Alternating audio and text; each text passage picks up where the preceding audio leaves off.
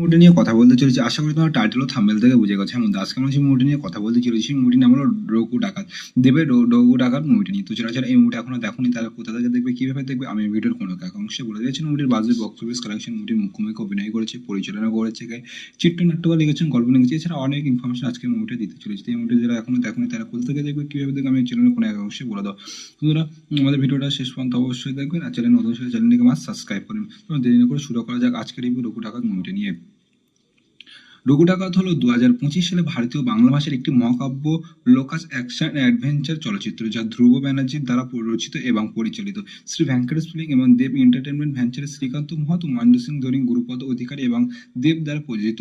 এই চলচ্চিত্রে দেব নিজে 18 শতকের একজন ক্ষুধার্ত দস্যু লোক নায়ক ভূমিকা অভিনয় করেছেন। এতে অনির্বাণ ভট্টাচার্য, সোহানী সরকার, ইথিকা পাল এবং রূপা গাঙ্গুলি অন্যান্য গুরুত্ব ভূমিকায় অভিনয় করেছেন। এই চলচ্চিত্রটি বাংলা উপন্যাসের অস্তিত্বের সময় নীল বিদ্রোহ 1859 ও 1860 পটভূমিতে একটি কাল্পনিক গল্প। মুভিটি পরিচালনা করেছেন ধ্রুব ব্যানার্জি, লিখেছেন ধ্রুব ব্যানার্জি, চিত্রনাট্য করেছেন ধ্রুব ব্যানার্জি, গল্প লিখেছেন ধ্রুব ব্যানার্জি। মুভিটি প্রযোজনা করেছেন দেব, গুরুপদ অধিকারী, শ্রীকান্ত, মহেন্দ্র সিং ধোনি। মুভিটির গুরুত্বপূর্ণ ভূমিকা অভিনয় করেছেন অনির্বাণ ভট্টাচার্য, সোহানী সরকার, ইথিকা পাল, রূপা গাঙ্গুলি, অ্যালেক্স অনেল কালহেড এবং প্রধান চরিত্রে অভিনয় করেছেন দেব। বর্ণনা করেছেন অনুজয় চ্যাটার্জি, সিনেমাটোগ্রাফি ছিল সৌমিক হালদার, সম্পাদনা করেছেন মোহাম্মদ কালাম, সঙ্গীত করেছেন নীলয় চ্যাটার্জি, রত্যজিৎ ভট্টাচার্য। প্রথমকারী সংস্থা শ্রী ভেঙ্কটেশ ফিল্মস, দেব এন্টারটেনমেন্ট ভেঞ্চার। রাঘব দত্তের জীবনে কি গ্রন্থ পুনর্গণনা করে ব্যানার্জি ছবিটির ধারণা তৈরি করেছিলেন, যিনি পরবর্তী ব্রিটিশের উপনিবেশিক শাসনের বিরুদ্ধে লড়াই করার জন্য এক শক্তিশালী শক্তি হিসেবে রঘু ডাকাতে পরিণত হন।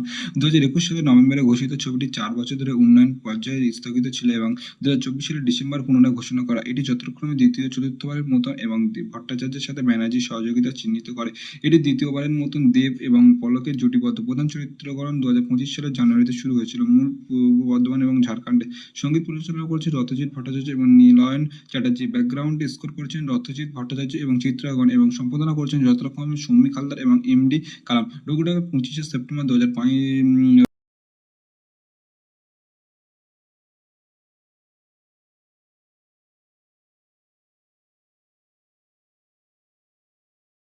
নমস্কার বন্ধুরা, সবাইকে আমার চ্যানেলে স্বাগত।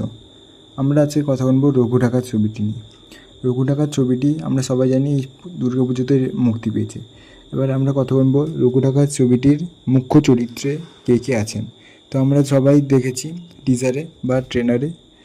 রঘু ডাকাত ছবিটির মুখ্য চরিত্রে আছে দেব, ইথিকা পাল, রূপা গাঙ্গুলি, সোহিনী সরকার, অনির্বাণ চক্রবর্তী আর নানান ইত্যাদি মানুষ। এই ছবি পরিচালনা করেছেন ধ্রুব ব্যানার্জি। তো আমরা আজকে জানবো রঘু ডাকাত আসনে কে, তিনি কে। আমরা সকলেই জানি রঘু ডাকাত ছিলেন, অনেকেই বলে রঘু ডাকাত নাকি ছিল বাংলার রবিন হুড বা অন্য কেউ, কিন্তু আমরা আজকে জানবো রঘু ডাকাতের লিখিত গল্প বাংলা সাহিত্যে বিভিন্নভাবে বিদ্যমান আছে। যেমন যোগেন্দ্রনাথ গুপ্ত লেখা গল্প এবং শরৎচন্দ্র সরকার সম্পাদিত একটি বই। এছাড়াও এই চরিত্রটি নিয়ে অসংখ্য লোককথা ও উপকথা ছড়িয়ে আছে, যা বিভিন্ন গল্পে উঠে এসেছে। যোগেন্দ্রনাথ গুপ্তের গল্পে যোগেন্দ্রনাথ গুপ্ত একটি জনপ্রিয় গল্প রয়েছে যা রঘু ডাকাত নামে পরিচিত। আর শরৎচন্দ্র সরকারও সম্পাদিত রঘু ডাকাত নামে একটি বইয়েও উল্লেখ করে পাওয়া যায়, যা 1932 সালে প্রকাশিত হয়েছিল শরৎচন্দ্র সরকারের লেখা বইটি। এমনকি রঘু ডাকাত নিয়ে অনেক লোককথা এবং কিংবদন্তিও রয়েছে, যা বিভিন্ন সাহিত্যিক ও সাংবাদিকের লেখার স্থান পেয়েছে। এই গল্পগুলোতে প্রায়শই তার ডাকাতি পদ্ধতি, কার্নিভুজের সঙ্গে তার সম্পর্কে এবং নীলকর সাহেবদের বিরুদ্ধে তার সংগ্রামের কথা উল্লেখ করা হয়েছে। এই নীলকর সাহেবদের সঙ্গে তার যে সংগ্রাম, এটা মুভিতে স্পষ্টভাবে দেখা গেছে। রঘু ডাকাত চরিত্র নিয়ে অনেক কিছু বললেও রঘু ডাকাত একটি কিংবদন্তি হয়ে উঠেছিল, যা বিভিন্ন উপন্যাস এবং সম্প্রতি মুক্তি পাওয়া একটি বাংলা চরিত্র স্থান পেয়েছে। রঘু ডাকাত সাধনা করতেন এই কালীবাড়িতে। নরবণী বন্ধের নির্দেশ দিয়েছিলেন তিনি। নীলকর সাহেবদের অত্যাচারের বিরুদ্ধে জেহাদি রঘু ঘোষকে রঘু ডাকাত বানিয়েছিল। রঘু ডাকাত তন্ত্রচারের কানে-বুঝে উপচার হিসেবেই রঘু ডাকাত নরবলি দিতেন বলে জানা যায়। এমনভাবে একদিন রাস্তা দিয়ে কালীভক্ত রামপ্রসাদ সেন যাচ্ছিলেন, তাকেও বনি দেবে বলে ধরে আনে রঘু ডাকাতের দল। বনি দেওয়ার আগে দেবীর সামনে একটি গান গাওয়ার ইচ্ছা প্রকাশ করেন তিনি। শোনা যায় রঘু গান গাওয়ার অনুমতি দিলে তাকে দাঁড় করিয়ে সমন বদন করে ভরে মাকে ডাকি গানটি গেয়ে শোনার রামপ্রসাদ। কথিত যে এই সময় বনি কাষ্ঠে রামপ্রসাদের জায়গায় দেবীকে দেখতে পান রঘু ডাকাত। আশ্চর্য তিনি, তারপর থেকেই নরবলি বন্ধ করে দেন তিনি। এটি বাংলার রঘু ডাকাতের মতো এমন বিখ্যাত ডাকাত বোধ করি আর তেমন আসেনি। ছোটবেলায় ভয়ের জগৎ জুড়ে আজও ঘুরে বেড়ায় রঘুর নানা ছবি, গল্পের ছবি। পেন্ডায় বড় দেহ, মস্ত বড় গোঁফ আর মাথায় একটা প্রকাণ্ড পাগড়ি। তবে মানুষ রঘু ডাকাতের জীবনের গল্পগুলো এখনও এত বেশি জায়গা দখল করে আছে আমাদের মনে যে চরিত্রটি বাঙালি কৃষ্টি সাংস্কৃতিক সঙ্গে মিশে গিয়েছে প্রায়। রঘু ডাকাত সম্পর্কিত তার জীবনের গল্প এত বেশি জনপ্রিয় যে সেখানে থেকে আসল গল্পের খোঁজ পাওয়া বেশ কষ্টসাধ্যই। তবু সেই রহস্যের সন্ধানে দীর্ঘদিন ধরে ঘুরেছি, পড়াশুনো করেছি, তাই তার জীবনের সত্যের সন্ধানে খোঁজ চাই। তোমাদের সবাইকে অনুরোধ করছি, গল্পটা যদি ভালো লাগে তাহলে চ্যানেলটাকে সাবস্ক্রাইব করে ভিডিওটিকে লাইক ও কমেন্ট করো। তো আমরা গল্প শুরু করি। তাকে নিয়ে গবেষণা করা হয়েছে বিস্তর। অনেক গবেষকই চেষ্টা করছেন গল্পকথার ফাঁদে পেরে রঘু ডাকাতের আসল কাহিনী খুঁজে বের করতে। রক্ত মাংসের রঘু ঠিক কেমন ছিল তা জানতে সেসব নিরিখেই রঘু ডাকাতের জীবন কথা জানার চেষ্টা। অধিকাংশ গবেষকের মতে রঘুর জন্ম ছিল প্রায় 2200 থেকে 250 বছর আগে, অষ্টাদশ শতাব্দীর কোনো এক সময়ে। তার ভালো নাম ছিল রঘু ঘোষ, তবে এই নিয়েও মতবিরোধ হয়েছে। চ্যানেলটাকে সাবস্ক্রাইব করে বেল আইকনটি টিপে দেওয়া। তো আমরা আবার আরও শুরু করছি।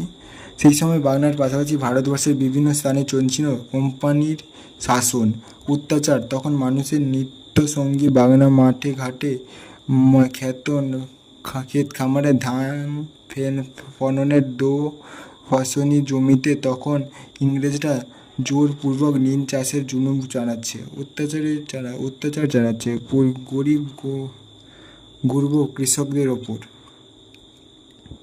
প্রথমে 5 কাঠা, তারপর 10 কাঠা, ক্রমে ক্রমে এভাবেই ফাঁদে ফেলে বাংলার কৃষকদের উপরে নীল চাষের বোঝা চাপিয়ে দেওয়ার ফন্দি করেছিল নীলকর দস্যুরা। সে এক বিরাট চক্রান্ত। সে সমস্ত কৃষক কোম্পানি ঠিক করে দেওয়া জমিতে নীল চাষ করতে আপত্তি তুলে গড়া ওঠাতো, তাদের পেয়াদা দিয়ে তুলে নিয়ে গিয়ে অত্যাচার করত, হত্যাও করা হতো। বেদম প্রহার শুধু নয়, দুর্বল জায়গায়ও আঘাত করা হতো। গৃহ থেকে শিশুদের তুলে নিয়ে গিয়ে মারধর, নির্মমভাবে অত্যাচার করে পুনরায় বাধ্য করতো নীল চাষ করতে। এই নীলকর আর তাদের পেয়াদাদের অত্যাচারের এক সময় নাভিশ্বাস হয়ে ওঠে বাংলার সাধারণ বাঙালি কৃষকদের। এভাবেই বাংলার চারদিকে জ্বলতে শুরু করে অসন্তোষের আগুন। রঘু ঘোষের বাবা ছিলেন এমনই একজন সাধারণ কৃষক। তিনিও নীল চাষ করতে অবাধ্য হলে নীলকর পেয়াদারা এক রাতে তাকে বাড়ি থেকে জোর করে তুলে নিয়ে গিয়েছিল। আর পেয়াদা নির্মম প্রহারে অসহায়ভাবে সেই রাতেই মারা যান তার বাবা। অনেক অবশ্য বলেন নীলকর সাহেবরা তার হত্যা করে। নিষ্ঠুর পিতৃ হত্যার প্রতিশোধ নিতেই তিনি ডাকাতিতে নাম লেখান। পিতার মৃত্যুর বদলা নিতে মরিয়া হয়ে ওঠেন রঘু ঘোষ। ক্রমে গ্রামের লাঠিয়ানদের থেকে লাঠি খেলা শিখে অর্জন করেন বহু বনের ক্ষমতা। একসময় লাঠি খেলায় তার অসামান্য দক্ষতা দেখে চমকে উঠতেন সবাই। সেই খেলার লাঠি তার কাছে হয়ে ওঠে নীলকর সাহেবদের বিরুদ্ধে গর্জে ওঠার অস্ত্র। শুধু অস্ত্র তুলে নেওয়াই নয়, সেই সঙ্গে নীলকর সাহেবদের বিরুদ্ধে জনমত তৈরি করতেও শুরু করেন তিনি। সভা আলোচনায় উঠে আসে নেতৃত্ব দেওয়ার কথা। গল্পটা অনেক কষ্ট করে করে তোমাদের শোনাচ্ছি। গল্পটি যদি ভালো লাগে তাহলে চ্যানেলটাকে সাবস্ক্রাইব করে নিচের বেল আইকনটা টিপে দিও, আর কমেন্ট করে যেন পরের কোন গল্প তোমরা শুনতে চাও। তো শুরু করা যাক নেক্সট পার্ট। তো সেই মতো অস্ত্র তুলে নিয়ে নিজেই এগিয়ে আসেন তার ডাকে। সেদিন অনেক অত্যাচারিত মানুষও সঙ্গী হয়। আরও বহু মানুষকে তিনি সংগঠিত করতে শুরু করেন। দিন দিন ভিড় বাড়তে শুরু করে রঘুর দলে। এভাবেই একদিন তিনি গড়ে তুললেন এক মস্ত নাঠিয়ান বাহিনী। রঘুর সেই নাঠিয়ান বাহিনী নীলকরদের অত্যাচারের বিরুদ্ধে রুখে দাঁড়াতে শুরু করে। সেই শুরু আক্রোশের রঘু ঘোষের এই বাহিনীর ক্ষমতা আর লোকবল দিন দিন বাড়তে শুরু করে। সেই সুযোগে তন্ব নিয়ে নীল কুঠি কুনোতে লুটপাট চালান রঘু ঘোষ, জানিয়ে দেন নীলকরদের আস্তানাগুলো। তারপর একদিন হঠাৎ করেই রঘু এলাকার অত্যাচারী জমিদার আর সামন্তদের বাড়িঘর লুট করতে শুরু করে দেন। তাদের মারধরও করেন। হই হই করে পড়ে যায় চারদিক। সেই সময় যাঁরাই সাধারণ মানুষের সম্পদকে কুক্ষিগত করে রেখেছিল, তাদের বাড়িতেই হানা দেয় রঘু ঘোষের দল। লুটপাটের পর সেই সমস্ত লুটের জিনিসপত্র নিজে দাঁড়িয়ে থেকে ভাগ করে দিতেন বাংলার ক্ষতিগ্রস্ত কৃষকদের মাঝে। এভাবেই ধীরে ধীরে রঘু সাধারণ মানুষের কাছে জনপ্রিয় ওঠেন। সেখানে সমাজে রঘু ঘোষকে হয়ে উঠেছিল একই সঙ্গে প্রতিবাদ আর ন্যায় বিচারের মূর্ত প্রতীক। অন্যদিকে জমিদার আর নীলকরদের কাছে তিনি ছিলেন লুটতরাজকারী, এক ভয়ঙ্কর ডাকাত। ঘন ঘন ছদ্মবেশ ধরতে পারতেন। তার নানা রকমের বাহিনী ছিল, মহিলা ও পুরুষদের আলাদা আলাদা বাহিনী। তিনি ডাকাতি সাম্রাজ্য জানাতেন। নীলকর সাহেবদের আক্রমণে তার পিতাকে খুন হতে হয়েছিল। নির্মম মৃত্যু সেই ঘটনায় একজন সাধারণ মানুষ থেকে রঘু ঘোষকে করে তুলেছিল ইতিহাসের বিখ্যাত রঘু ডাকাত। বাল্যকালে কনের ছেলেদের ভয় দেখানো থেকে শুরু করে মারদাঙ্গা হত্যার মতো ঘটনায় কোনো মানুষের উদাহরণের পরিচয়ে রঘু ডাকাত নামটা বাঙালির দৈনন্দিন জীবনের সঙ্গে জড়িয়ে গিয়েছে। সেই কবে থেকে আজও রঘু ডাকাতের নিয়ে নানা গল্পের খোঁজ পাওয়া যায়। কখনো তিনি গরিবের বন্ধু, আবার কখনো নরবণীর বিভীষিকাময় গল্প এক খলনায়ক। একসময় ব্রিটিশদের তোষণকারী ধনী লোকদের ধরে ধরে তাদের সম্পদ লুট করেছেন রঘু, আর এই সব লুটে মান তিনি বিলিয়ে দিতেন গরিব দুঃখী কৃষকদের মাঝে। এভাবেই তিনি ধীরে ধীরে হয়ে ওঠেন বাংলার রবিনহুড, গরিবের ত্রাতা। সে সময় গোটা বাংলার বিভিন্ন জেলার ডাকাতদের ভয়াবহ উপদ্রব ছিল। ডাকাত দলের ধারাবাহিক অত্যাচারে বহু গ্রাম উঠে গিয়েছিল। ভয়ঙ্কর হত্যাকারী সেই সব ডাকাতদের দলকে দূর করতেই সেই সময় ইংরেজ শাসক প্রত্যেক থানা এলাকায় ডাকাত ধরার আলাদা আলাদা দপ্তর তৈরি করেছিল। শাসক ইংরেজদের এই কৌশলও কাজে আসেনি রঘু ডাকাতের কাছে।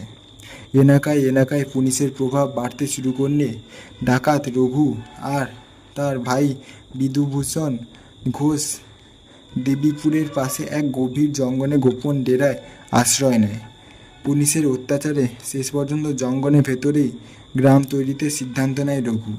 রঘুর নির্দেশে রাতের অন্ধকারেই গ্রামে নিয়ে আসা হয় 5 ব্রাহ্মণ পরিবারকে।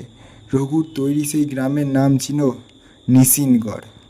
পরে অবশ্য সেই গ্রামের নাম পাল্টে যায়, গ্রামের নতুন নাম হয় নিশিরাগড়। তবে বাংলার এই পরাক্রমশালী ডাকাত রঘুর সঙ্গে দেবী কালী নাম জুড়ে আছে প্রায় সব গল্পেই। শোনা যায় ডাকাত রঘু স্বপ্নে দেখেন দেবী কালীকে। রঘু ডাকাতের প্রায় সব গল্পেই মা কালীর এক বিশেষ অস্তিত্ব লক্ষ্য করা যায়। এমনকি শোনা যায় রঘু ডাকাত নাকি ছিলেন মা কালীর ব্যাখ্যাটা, এটা অনেকেই বলতেন। আর রঘু ডাকাত নিজেই ছিলেন কালীর একনিষ্ঠ ভক্ত। একদিন তিনি পুকুরঘাটের পথ ধরে হাঁটছিলেন। হঠাৎ তিনি 2টি পাথরের মূর্তি দেখতে পান। একটি ছিল মহাদেবের, অপর পাথরটি তিনি চিনতে পারেননি তেমনভাবে। তবে নিশ্চিতভাবে সেটা ছিল কোনো দেবী মূর্তি। তা অনুমান করেন সেই রাতেই রঘুর ডাকাত স্বপ্নে দেখেন কালীর দেবী মূর্তি তাকে আদেশ করছে প্রাণ প্রতিষ্ঠা করার জন্য। কান বিলম্ব না করে সেই মূর্তিতে প্রাণ প্রতিষ্ঠা করেন রঘু ঘোষ। কালী পুজোর ভোগ হিসেবে দেবীকে উৎসর্গ করা হতো রঘুর প্রিয় ন্যাটা মাছ পোড়া। শুধু তাই নয়, তাহলে বন্ধুরা জানতে পারেন তো রঘুর প্রিয় ছিল ন্যাটা মাছ। শুধু তাই নয়, আরও জানা যায় তার নিত্য সঙ্গী অমিয় কালীর পুজো করতেন নিয়মিত। সেই মহাভোগ খেয়েই ডাকাতির জন্য বেরোতেন রঘু ডাকাত।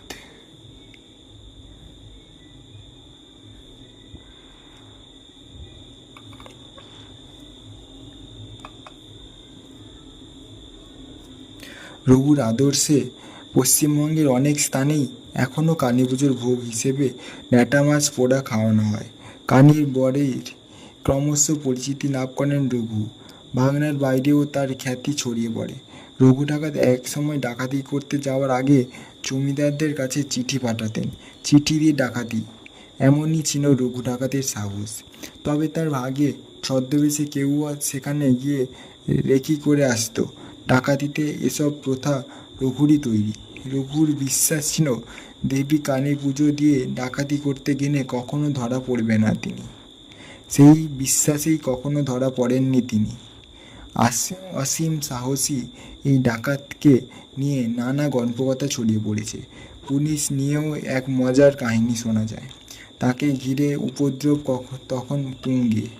নৈহাটি থানার বড়বাবু সে সময় দুর্গাচরণ চক্রবর্তী।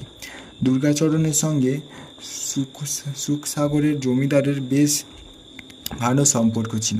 মানে জমিদারের কথায় রঘু ডাকাতকে ধরার একটা মস্ত বড় চাপ ছিল তার মাথার ওপর।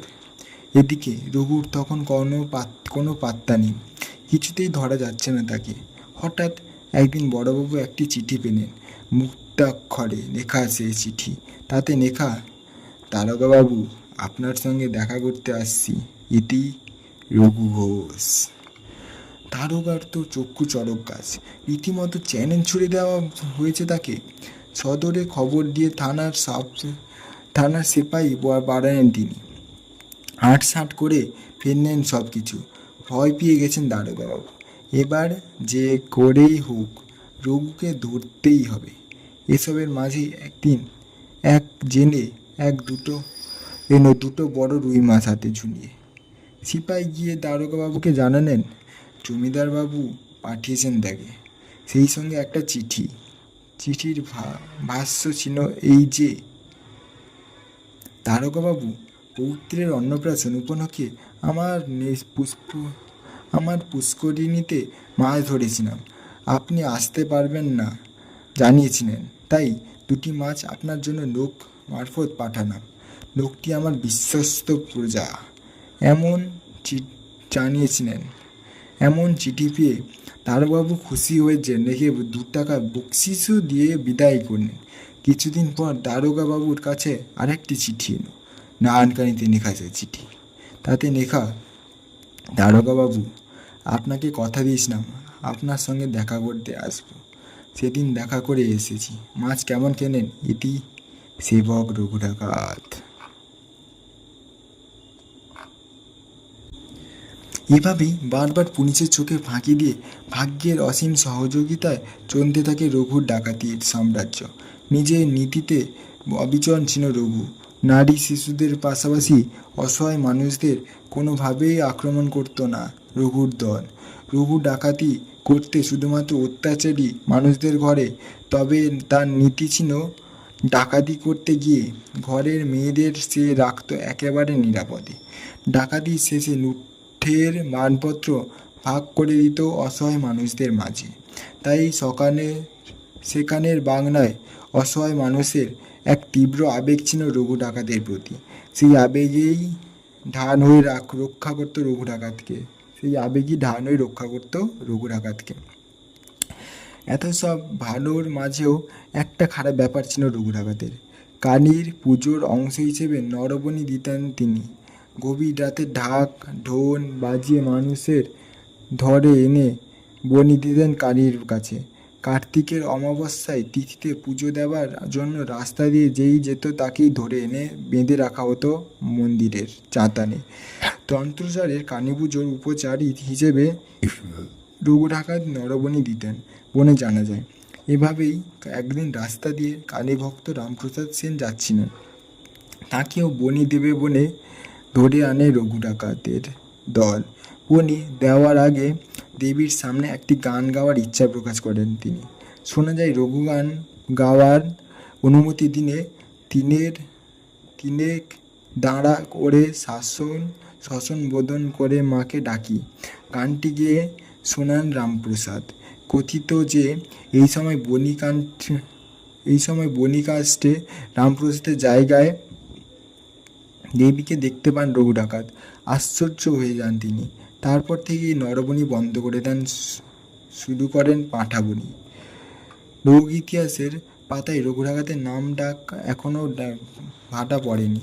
তাকে নিয়ে লেখা হয় গল্প। তার নামে এখনও রাতে ছেনে ঘুমায়। দাপুটে লোকেরা নিজেদের পরিচয় দিয়ে রঘু ডাকাতের বংশধর হিসেবে। বাংলার এই ভয়ঙ্কর জনপ্রিয় রঘু ডাকাতের বাড়ি ঠিক কোথায় ছিল? এই প্রশ্নের জবাবে ঐতিহাসিকদের একটু বিব্রত হতে হয়।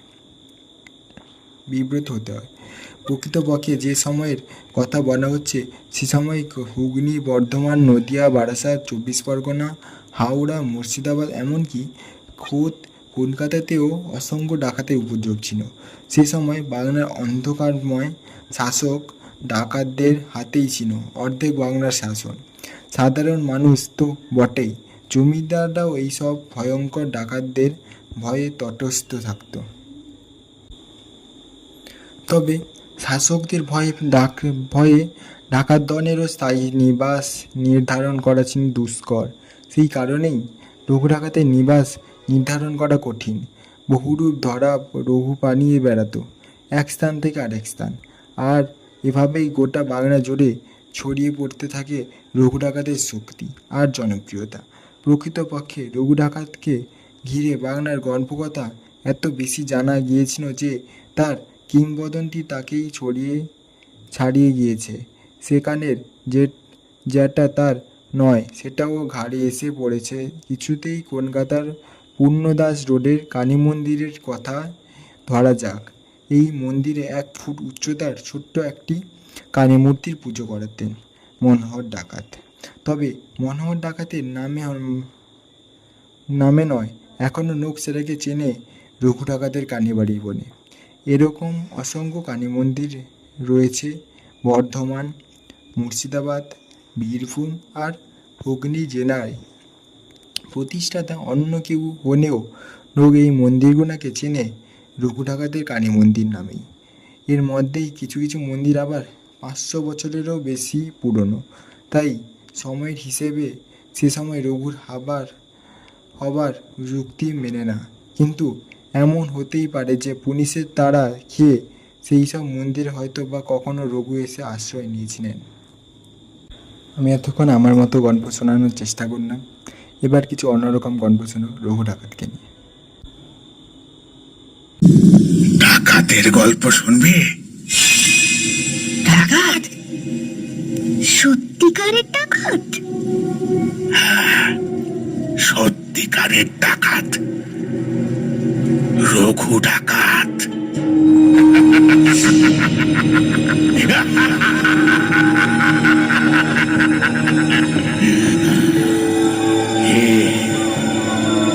আমি রঘু ডাকাত।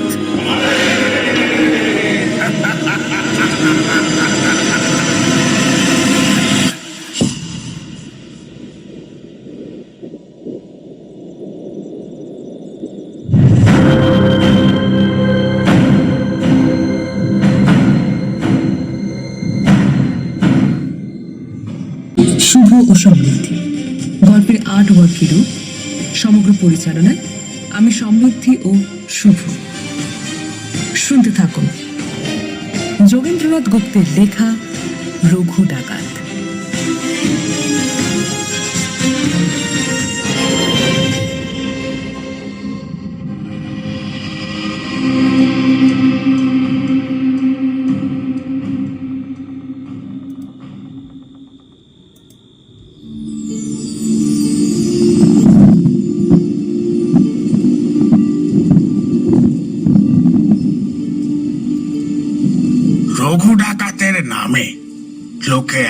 সময় ভয়ে ভয়ে দিন কাটাতো।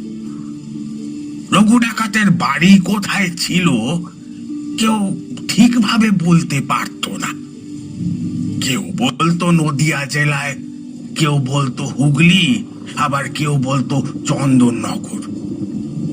সে কোনো একটা নির্দিষ্ট জায়গায় থাকতো না বলে নানা জনে নানা স্থানে তার বাড়ি নির্দেশ করত। এবার রঘুর এভাবে থাকার প্রধান কারণ ছিল ধরা পড়ার ভয়। কে জানে কোন সুযোগে পুলিশ এসে এই তাকে ধরে ফেলে। এজন্য সে নানা জায়গায় ঘুরে বেড়াতো। তার পেছনে গোয়েন্দার পুলিশ এক প্রকার লেগেই ছিল। গভর্নমেন্ট সেই সময়ে রঘু ডাকাতকে ধরার জন্য অনেক টাকা পুরস্কার ঘোষণা করেছিল। তখন সরকার ডাকাতদের দমন করার জন্য একটা দপ্তরও খুলেছিল। বাংলার জলপথে কি স্থলপথে সবখানেই ছিল ডাকাতদের অসাধারণ প্রভাব। হুগলি, বর্ধমান, নদিয়া, বারাসাত, 24 পরগনা, হাওড়া, চন্দননগর, কলকাতা সবখানেই ডাকাতির জন্য ধনী, মধ্যবিত্ত বা গরিব কেউই শান্তিতে বাস করতে পারত না।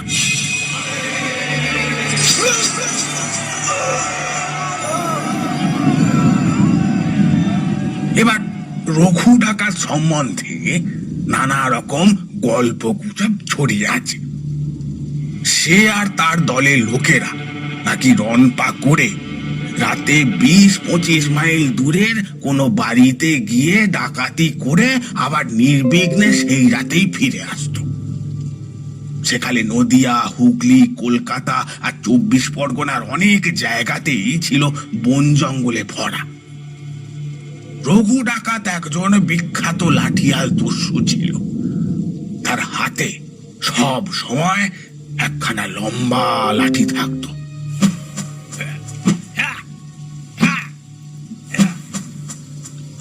তার দলের ডাকাতেরা লাঠি, তরোয়াল, ঢাল, বল্লম আর সরকি নিয়ে ডাকাতি করতে দক্ষ ছিল। শিকারী নামে একদল লোক রঘু ডাকাতের দলে ছিল। এবার কারা এই শিকারী? কৃষ্ণনগরের একজন রাজা লখনৌ থেকে এই শিকারীদের এদেশে আনেন। তখন কৃষ্ণনগরের চারদিকে ছিল গভীর বন জঙ্গল, আর সেই বন জঙ্গলে নানা জাতীয় সব হিংস্র জন্তুর বাস ছিল।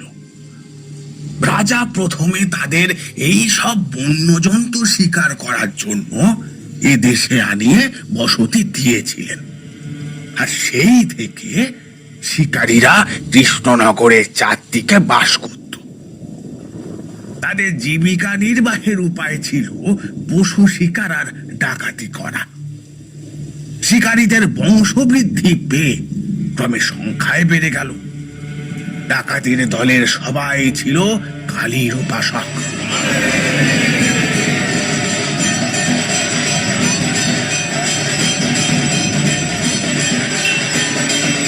হিন্দু দস্যু হোক বা মুসলমান দস্যু, সবাই কালীর পুজো করে ডাকাতি করতে বের হতো।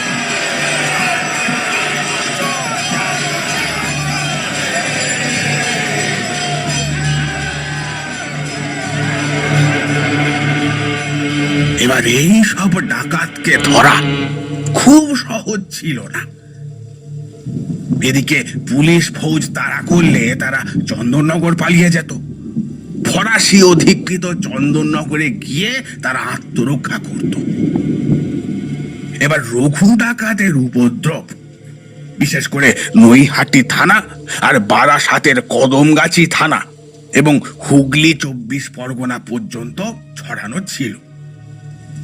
সেই সময়ে নৈহাটি থানায় দুর্গাচরণ চক্রবর্তী এবং কদমগাছি থানায় শিবচন্দ্র বন্দ্যোপাধ্যায় নামে দুইজন নাম করা দারোগা ছিলেন। তাদের উপর কর্তৃপক্ষের আদেশ ছিল যেমন করে পারো ওই রঘু ডাকাতকে ধরতে হবে। দারোগা দুর্গাচরণ নানা রকম চেষ্টা করেও রঘু ডাকাতকে ধরতে পারছিলেন না।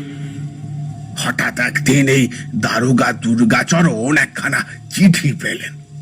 চিঠিতে লেখা,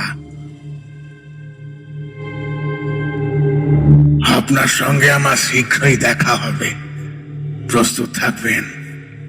এতে সেবক রঘু।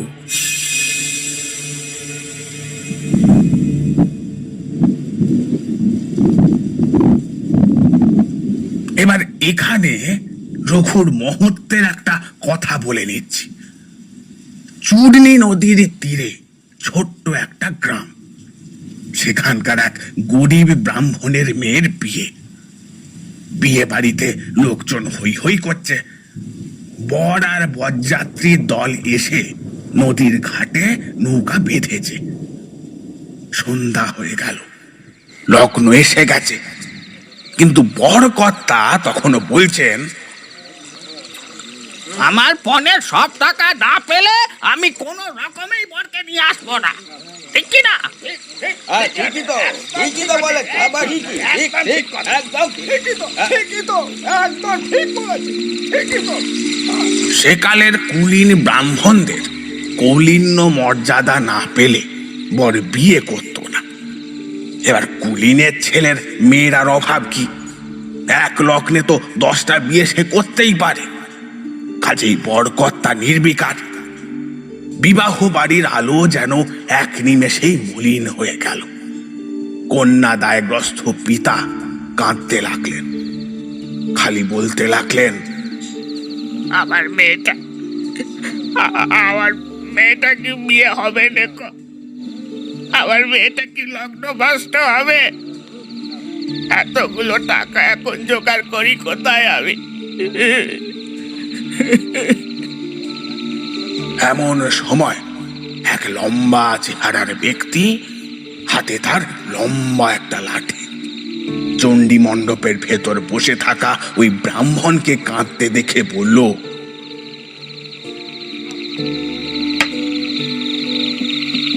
বেন্নাময় ঠাকুর, কাঁদছ কেন তুমি?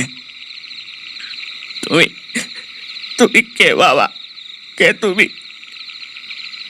আমি যেই হই না কেন, বলো না ঠাকুর, এত কাঁদছ কেন? ব্রাহ্মণ তখন সবিস্তারে সব কথা বললেন এবং জানালেন, বড় বরযাত্রী চুটির ঘাটে এসে নৌকা বেঁধেছে বাবা। টাকা না পেলে বিয়ে করতে আসবে দেখো, কি হবে বলো দেখি? তাই বাড়ি শুদ্ধ সবাই এত কান্নাকাটি করছে।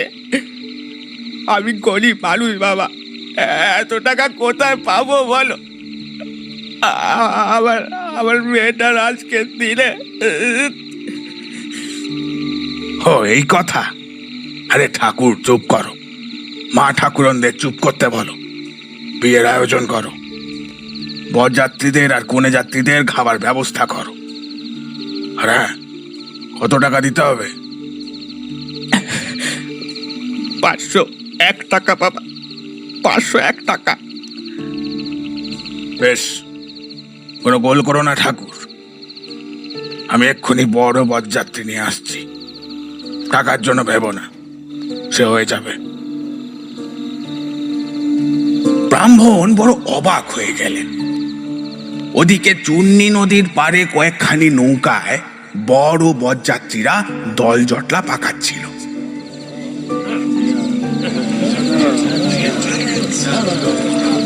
এত বড় অপমান তারা সইবে না। বরকর্তা বলছিলেন, চলো চলো বাড়ি ফিরে যাই।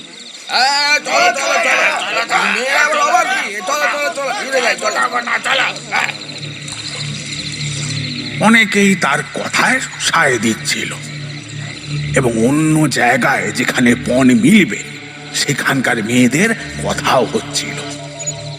এমন সময় সেই নিবিড় জঙ্গল ভরা পথে দেখা গেল কতকগুলো মশালের আলো, আর শোনা গেল লোকজনের গোলমাল। বরকর্তা পৌর ব্রাহ্মণ নৌকার বাইরে পাটাতনের উপর বসে আলাপ আলোচনা করছিলেন। এমন সময় হই হই করতে করতে বন জঙ্গল কাঁপিয়ে লোকগুলো নৌকায় এসে দাঁড়ালো এবং সেই দলের একজন লম্বা চেহারার ব্যক্তি বলল, ঠাকুর মশাই, তুমি যেই হও, তোমার বড় বরযাত্রী নিয়ে বিয়ে বাড়ি চলো, বিয়ের সব আয়োজন হয়েছে। কে একজন কর্কশ স্বরে বলল, হ্যাঁ, কে তুমি এখন হুকুম করতে আইছা? হ্যাঁ, সে কথা পরে হবে, ভালোই ভালোই চলো, বিয়ের সভায় টাকা করি সব বুঝে সমঝে নিও। এখানেই দিতে হবে সব টাকা, তবে বর যাবে, এই বলে দিলাম। এখানেই দিতে হবে। দেখো ঠাকুর, সাবধান, যদি ভালোয় ভালোয় না চলো তবে নৌকা শুদ্ধ কিন্তু পাড়ে টেনে তুলবো। কি এত বড় আসপর্দা? কে তুমি? কে? আমি রঘু, রঘু ডাকাত। নৌকার সবাই ভয়ে আর বিস্ময়ে চিৎকার করে উঠল।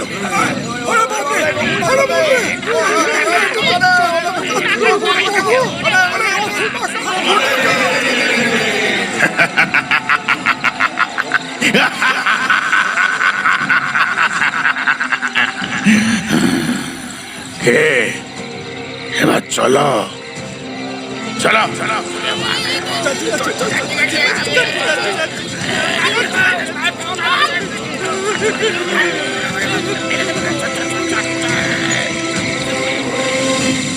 তারপর আর কেউ কোনো কথা না বলে কন্যার পিতার বাড়িতে চলল।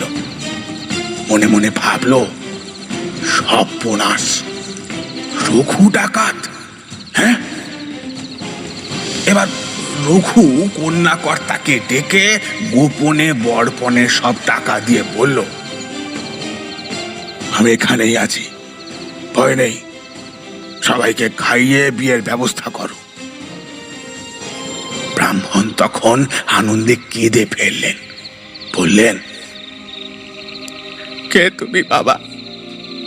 আমার হিতৈষী বন্ধু, আজ তুমি যা করলে। চুপ করো ঠাকুর, আমি রঘু ডাকাত, তোমার আর কোনো চিন্তা নেই। রঘু, তুমি বিয়ে দিয়েছো, মা কালী তোমায় দীর্ঘজীবী করুন। আজ তুমি যা করলে, আমার মেয়ের বিয়ে তুমি আবার। চুপ, যাও। ঠাকুর আর কোনো কথা বললেন না, নির্বিঘ্নে বিয়ে সমাধা হয়ে গেল।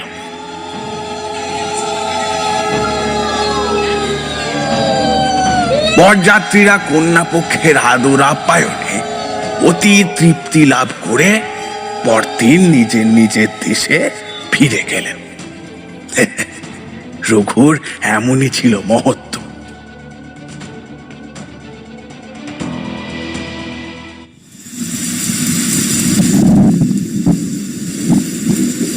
ওদিকে দারোগা দুর্গাচরণ একদিন থানায় এসে বসে গড়গড়া টানছেন এবং ডাকাত ধরার পথ খুঁজছেন। ম্যাজিস্ট্রেটের কড়া হুকুম, ডাকাত ধরা চাই চাই। এমন সময় দেখলেন একজন জেলে খুব বড় দুটো রুই মাছ মাথায় করে থানার দিকেই আসছে। জেলে সেই বিশাল মাছ দুটো থানার বারান্দায় রেখে কাপড়ের খুঁট থেকে একখানা চিঠি বের করে নমস্কার করে চিঠিটা দুর্গাচরণ বাবুর হাতে দিল। চিঠিতে লেখা ছিল, দারোগা বাবু, পুত্রের অন্নপ্রাশন উপলক্ষে আমার পুকুরে মাছ ধরেছিলাম, আপনি আসতে পারবেন না জানিয়েছিলেন, তাই দুটো মাছ আপনার জন্য এই লোক মারফত পাঠালাম। লোকটি আমার বিশ্বস্ত প্রজা, ইতি জমিদার বিরোধ বাবু। সুখসাগরের জমিদারের সঙ্গে দারোগা বাবুর খুবই বন্ধুত্ব ছিল। কাজেই তিনি সন্তুষ্ট হয়ে যে লোকটি মাছ এনেছিল তাকে 2 টাকা দিয়ে বিদায় করলেন এবং বললেন, তোমার বাবুকে বলো আমি মাছ পেয়ে খুবই খুশি হয়েছি, আর আমি 2-4 দিনের মধ্যেই তার সঙ্গে দেখা করতে যাব। এই বলে দারোগা বাবু লোকটিকে প্রচুর জলপান দিয়ে বিদায় দিলেন। এবার এই ঘটনার কয়েকদিন পরে দুর্গাচরণ বাবু আরেকখানা চিঠি পেলেন। তাতে লেখা ছিল, দারোগা বাবু, আমি বলেছিলাম একদিন আপনার সঙ্গে দেখা করে আসব, সেদিন দেখা করে এসেছি। তা মাছ কেমন খেলেন? হ্যাঁ, এতে সেবক রঘু ডাকাত। দুর্গাচরণ বাবু হায় হায় করে বলতে লাগলেন, এমনি করে আমাকে ফাঁকি একটা হাতের কাছ থেকে ফসকে গেল।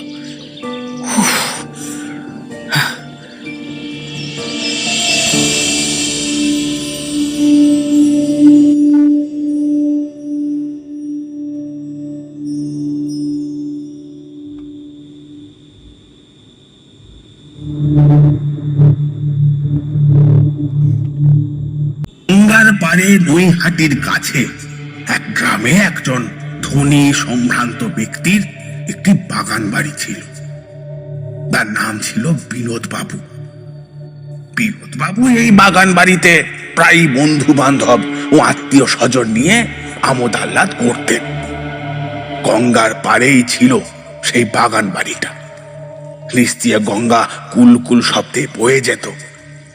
আম, কাঁঠাল, লিচু, নারকেল এসব বড় বড় গাছ বাগানের শোভা বাড়িয়েছিল। বিনোদ বাবু ধনী জমিদার মানুষ, বড় শখ করে এই বাগান বাড়িটা তিনি তৈরি করিয়েছিলেন। প্রায় তিনি এখানে আসতেন। একবার বন্ধু বান্ধবদের সঙ্গে আলাপ আলোচনার প্রসঙ্গে রঘু ডাকাতের কথা উঠল। বিনোদ বাবু বললেন, শুনেছি তো রঘু অতি দুঃসাহসী ডাকাত, তবে এ কথা জেনে রেখো ভাই, তার সাধ্য হবে না সে এখানে আসে কি। আর এক বন্ধু বললেন, কি এই রঘুর অসাধ্য কিছু নেই গো, এই বড়াই করো না। আরে ছাড়ো তো ছাড়ো, আমি কোথায় জমিদার মানুষ, এত লোকজন চারিদিকে ভর্তি, কোথায় কি করবে আবার, হ্যাঁ।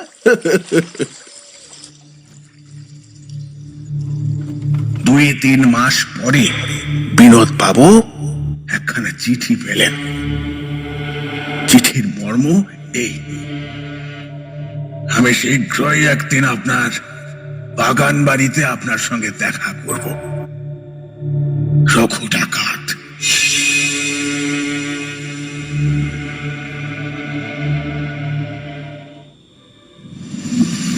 বিনোদ বাবু তো চিঠি পেয়ে অবাক। তিনি বুঝতে পারলেন যেভাবেই হোক রঘু ডাকাতের কানে তার ওই গর্বের কথাটা পৌঁছেছে। তিনি আর দেরি না করে কলকাতার পুলিশের ওপরওয়ালাদের কাছে এবং নৈহাটি থানার দারোগাকে চিঠির কথা জানিয়ে চিঠি দিলেন। শীঘ্রই একদল পুলিশ ও দারোগা সেই বাড়ির চারিদিকে ঘিরে পাহারা দিতে লাগলো। বিনোদ বাবু ও বন্ধু বান্ধবদের সঙ্গে প্রস্তুত হয়ে রইলেন, কখন কি হয়। এবার একদিন সকালবেলা একজন ভদ্রলোক বিনোদ বাবুর সঙ্গে দেখা করতে এলেন। তিনি একটা বড় রকমের দামি ফিটান গাড়িতে চড়ে এসেছিলেন।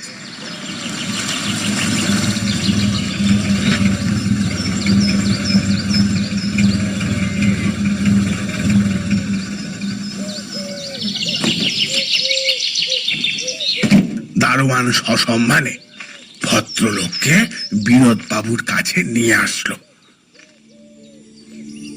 তখন বিনোদ বাবু দারোগা দুর্গাচরণ ও অন্যান্য ভদ্রলোকেদের সঙ্গে ওই রঘু ডাকাত সম্বন্ধেই আলোচনা করছিলেন। ভদ্রলোক বিনোদ বাবুর কাছে এসে তাকে নমস্কার করে ফরাসের এক পাশে বসলেন। নতুন আসা ভদ্রলোক, লম্বা, গায়ের রং কালো, মাথায় বাবরি চুল, গায়ে ঢাকাই মসলিনের ফতুয়া, পাতলা মসলিনের ফতুয়ার ভেতর থেকে তার সোনার হাড় দেখা যাচ্ছে। বলিষ্ঠতা শরীর, বয়স প্রায় 50-এর কাছাকাছি।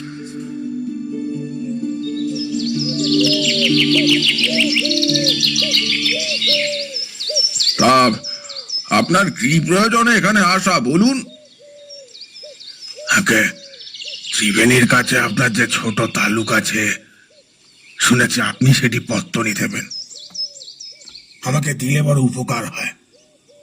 মশাইয়ের নাম? আমার নাম ঈশ্বরচন্দ্র বন্দ্যোপাধ্যায়, বাড়ি সুখাচুর। জমার বিষয় নিয়ে তর্ক বিতর্কের পর বার্ষিক জমা ঠিক হয়ে গেল। ভদ্রলোক আগাম বায়না হিসেবে 100 টাকা দিয়ে সবাইকে নমস্কার করে চলে গেলেন। বিনোদবাবু টাকা নিয়ে সেরেস্তার কর্মচারী মারফত যথারীতি রসিদ দিয়ে নিজের নাম সই করে দিতে ভুললেন না। এইভাবে সপ্তাহখানেক কেটে গেল। বিনোদবাবু একদিন গর্ব করে আবার তার বন্ধুদের বলতে লাগলেন, আরে কোথায় তোমাদের রঘু ডাকাত? আমার এখানে আসবে কোথায়? আমার এখানে আসবে বলেছিল যে। তাঁরা বললেন, এই ভাই, এখনো সময় চাইনি, তুমি সাবধানে থেকো একটু, কখন কি হয়ে যায়।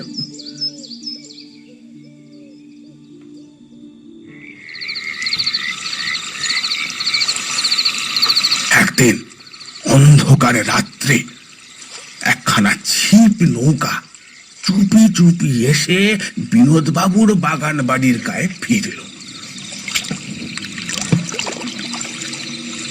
বাগানের পাঁচিলের গায়ে সারি সারি বড় বড় আম, নারকেল প্রভৃতি ফলের গাছ।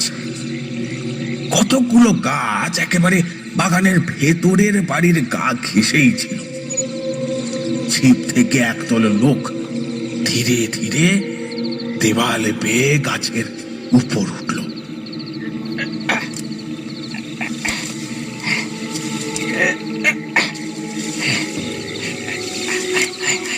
এবং চুপি চুপি গাছ থেকে মাটিতে নেমে হামাগুড়ি দিতে দিতে বাড়ির কাছে এসে পড়ল। একজন লম্বা চেহারার ব্যক্তি তাদের সবাইকে পথ দেখিয়ে নিয়ে যাচ্ছিল।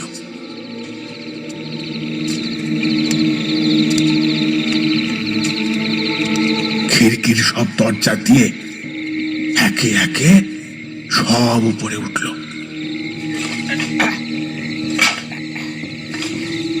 দেখলো নিচে দারোয়ানরা সব ঘুমিয়ে পড়েছে। বাবুর শোবার ঘরের পাশে উপরে দরবার ঘরটির দেওয়ালে দারোয়ানরা তাদের তরোয়ালগুলি ঝুলিয়ে রেখে ঘুমোচ্ছিল। ঘরের দরজার সামনের জ্বলন্ত লণ্ঠনগুলো নিভিয়ে ওই লোকগুলো ঝোলানো তরোয়ালগুলো হাতে নিয়ে দারোয়ানদের অস্ত্রহীন করল। এইবার ডাকাতের দল বাড়ির সমস্ত ঘরের কপাট ভেঙে ঘরের ভেতরে ঢুকলো। কপাট ভাঙার শব্দে দারোয়ানরা জেগে উঠল। তারা দেখলো ডাকাতের দল লুটতরাজ করে ফিরছে। সেই সময় একটা হইচই পড়ে গেল, কিন্তু তাদের অস্ত্র কোথায়? চুপ, একদম চুপ, হয়তো কেটে রেখে দেব। ডাকাতেরা তাদেরই অস্ত্র শস্ত্র নিয়ে তাদেরই আঘাত করে চলে গেল।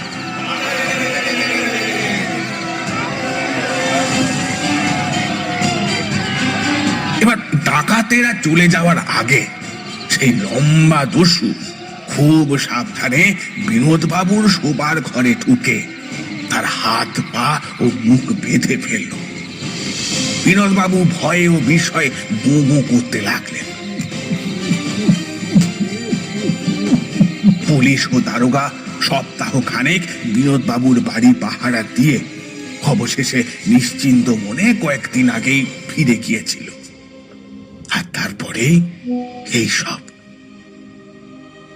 কিছুদিন পরে বিনোদ বাবু একখানা চিঠি পেলেন। আপনি আমাকে তালুকের পত্তনি দিয়ে অনুগৃহীত করেছেন। আপনার সঙ্গে আবার দেখা করতে গিয়েছিলাম, কিন্তু আপনি তখন গভীর ঘুমে আচ্ছন্ন ছিলেন। আপনার কোনো ক্ষতি আমি করিনি। আপনার যা কিছু ছিল তা নির্বিঘ্নে নিয়ে এসেছি। সে টাকা করি আমি গরিবদের মধ্যে বিলিয়ে দেব।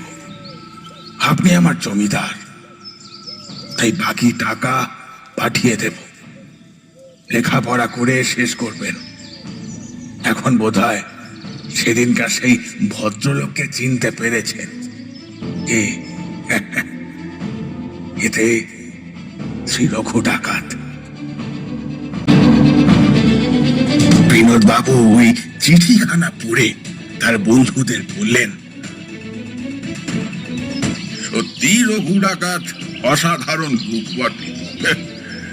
তবে সে আমার প্রজা হয়েছে, কি বলো? দারোগা দুর্গাচরণও একটা চিঠি পেলেন। তাতে লেখা, দারোগা বাবু, এই নিয়ে দুবার আপনার সঙ্গে দেখা হলো, ওই ধরতে তো পারলেন না। অপেক্ষা থাকলাম। এতে রঘু ডাকাত। রঘু ডাকাত এমনই ছিল দুঃসাহসী। এবার তার শেষ পরিণতি কি হয়েছিল তা জানা যায় না। এই বিষয়ে সরকারি কাগজপত্রে কোনো সন্ধান মেলে না।